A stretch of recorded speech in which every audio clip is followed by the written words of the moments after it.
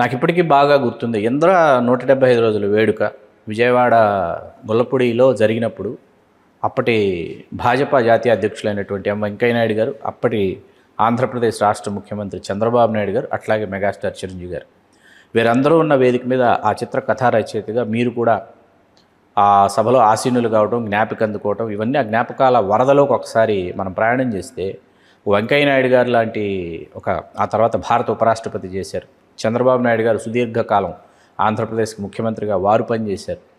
వీరిని నాయకులుగా విశ్లేషించాలనుకుంటే చిన్ని కృష్ణ గారు ఏ విధంగా విశ్లేషిస్తారు? అర్థం కాలేదు. వెంకయ్య నాయుడు గారు తెలుగువారే, చంద్రబాబు నాయుడు గారు తెలుగువారే. వీరిని నాయకులుగా విశ్లేషించాల్సి వస్తే చిన్ని కృష్ణ గారు ఏ విధంగా విశ్లేషిస్తారు?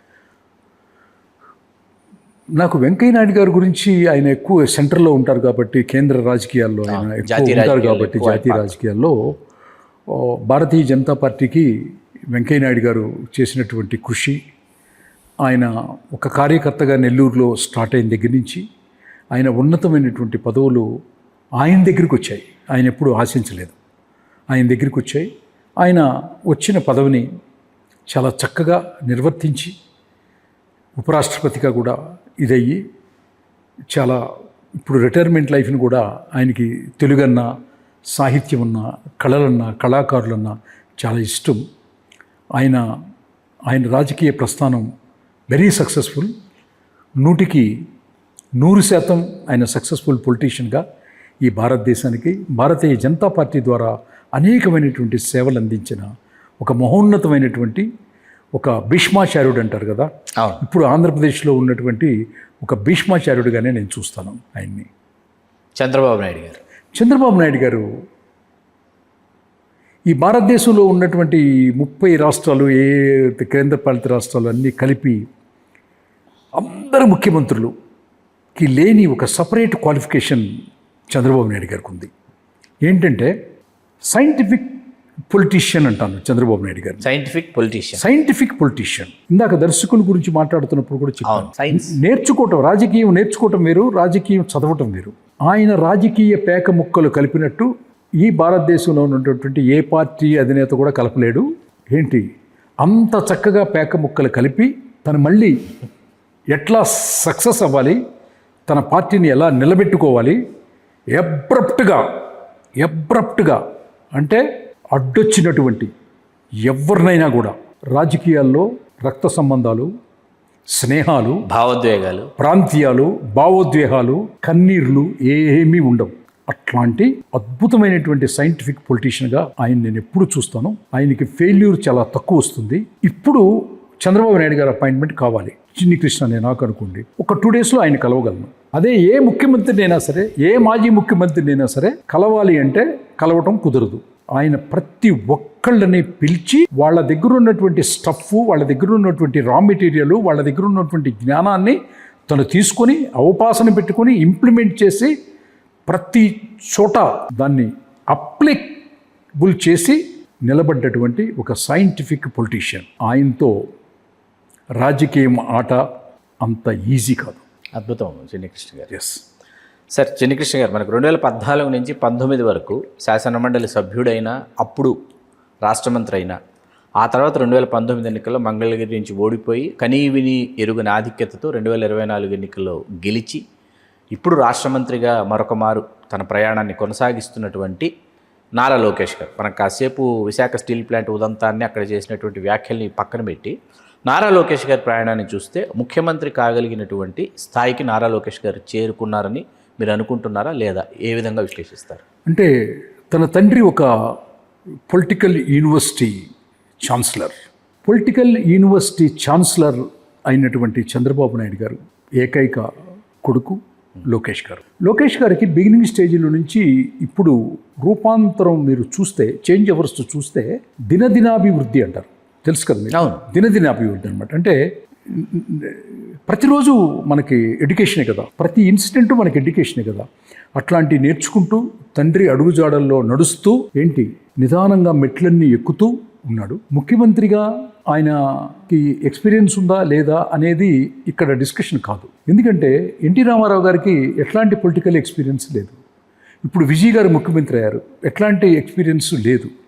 జయలలిత గారు ముఖ్యమంత్రి అయ్యారు, ఎట్లాంటి పెద్ద ఉంటే అప్పటికి మొదటిసారి ముఖ్యమంత్రి అయినప్పుడు. మొట్టమొదటి అట్లా ముఖ్యమంత్రిగా పరిపాలించడానికి ఎక్స్పీరియన్స్ అవసరం లేదు, కానీ ముఖ్యమంత్రిగా ఆ సీట్లో కూర్చున్నప్పుడు మాత్రం నేను నాయకుడిని కాదు, నేను సేవకుడిని అంటే మాత్రం చరిత్ర పుటల్లో నిలుస్తారు. శాశ్వతంగా నేను నాయకుడిని అనుకున్నవాడు మాత్రం చరిత్ర పుటల్లో ఒక విలన్గా చిత్రీకరించబడతాడు. సో కాలగర్భంలో all politicians is the servants అని నమ్ముతూ ఆ అడుగులు వేసుకుంటూ వెళుతున్నాడు.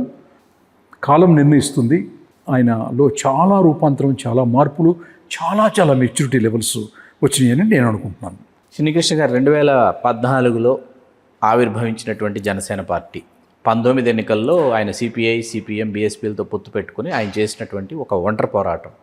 2024 ఎన్నికల్లో మళ్ళీ భాజపా తెలుగుదేశంతో పొత్తు పెట్టుకుని 21 స్థానాల్లో విజయం సాధించి 2 లోక్సభ స్థానాల్లో స్థానం సాధించి ఆంధ్రప్రదేశ్ రాష్ట్ర ఉప ముఖ్యమంత్రిగా అవతరించినటువంటి పవన్ కళ్యాణ్ గారు.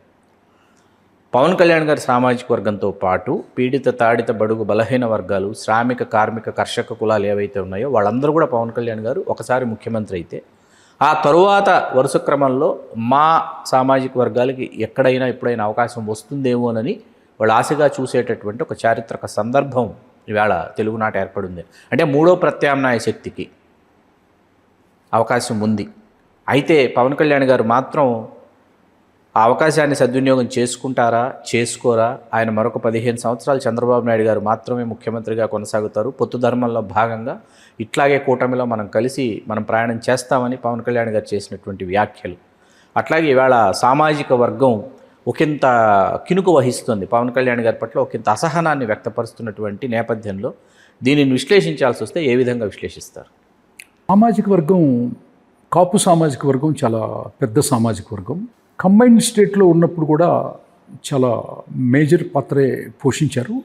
అప్పుడున్న ముఖ్యమంత్రులు కూడా చాలా ఈ సామాజిక వర్గానికి ఒక ప్రథమ తాంబూలంలాగా ఒక చక్కగా ఒక రెస్పెక్ట్ ఇచ్చి గౌరవంగానే రాజశేఖర రెడ్డి గారు కానీ అందరూ చుట్టం జరిగింది.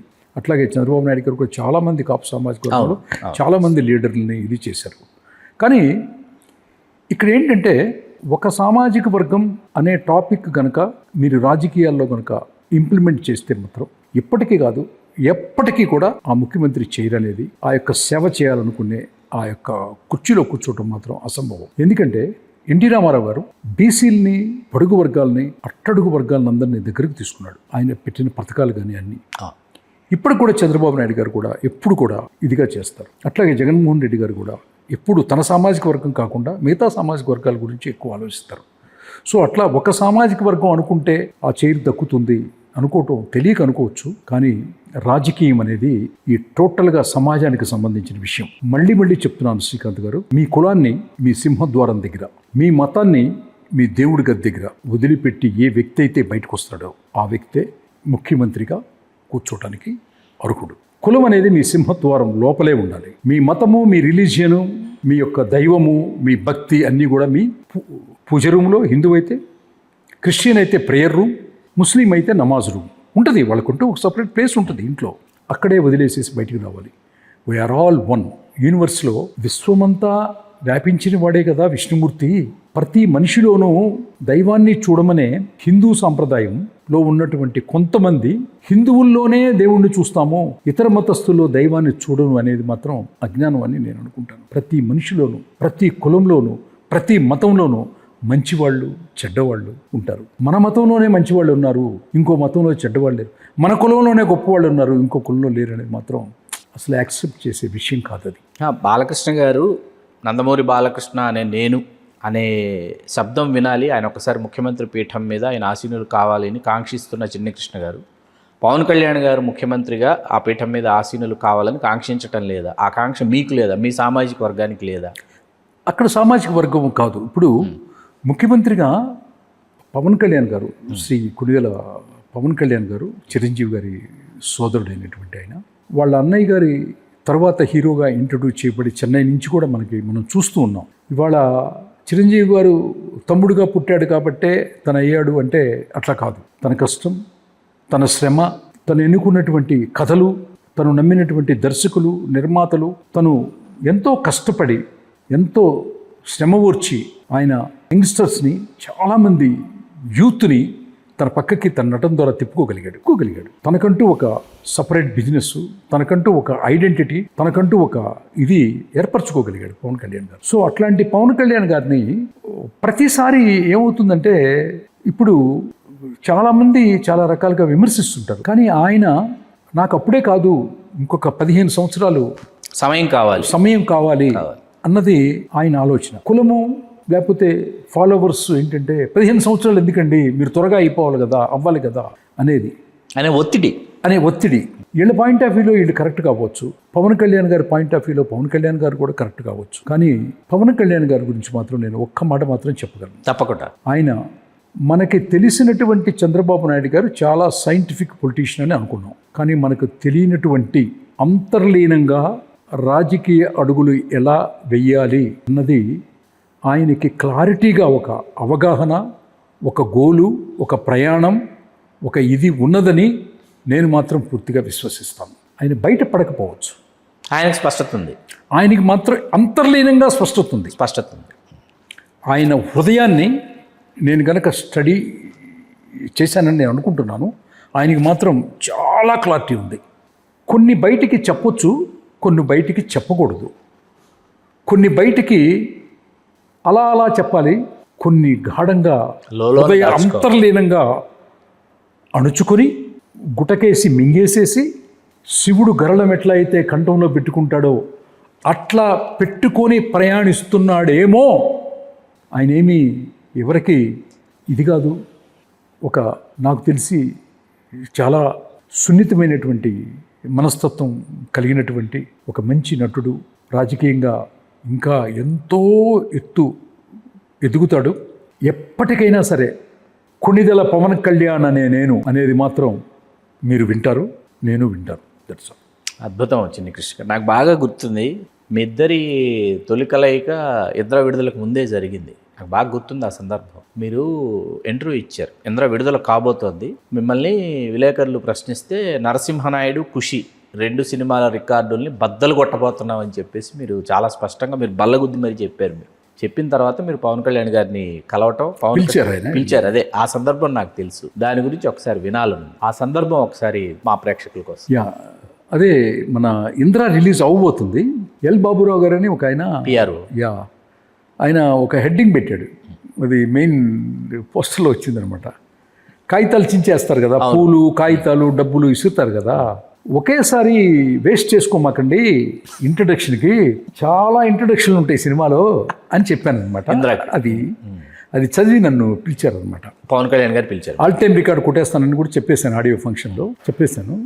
అక్కడ ఏంటంటే వెళ్ళినప్పుడు ఆయన అడిగారు, ఖుషి ఆల్ టైమ్ రికార్డులో ఉంది, నరసింహనాయుడు చాలా పెద్ద ఇటు కొత్త రికార్డ్స్ వచ్చినాయి, ఈ రెండింటిని క్రాస్ చేసి మీకు ఇంద్ర కుట్టగలను అనే ఒక కాన్ఫిడెంట్గా చెప్పారు కదా, వాట్ ఈజ్ యువర్ కాన్ఫిడెన్స్ అన్నాడు. వాట్ ఈజ్ యువర్ కాన్ఫిడెన్స్ అని ఆయన అడిగారు పిలిచి, కళ్యాణ్ గారు. అంతే కదా, అవును, ఏ నమ్మకంతో, సో ఏ ధైర్యంతో. ఆ తర్వాత నేను ఇమీడియట్గా తడుక్కోకుండా చెప్పింది ఏంటంటే, నా అక్షరం మీద, నేను రాసినటువంటి కథా సోల్ మీద నాకున్న అపారమైనటువంటి నమ్మకం సార్. నా అక్షరం, నేను రాసిన కథ అంత శక్తివంతమైంది.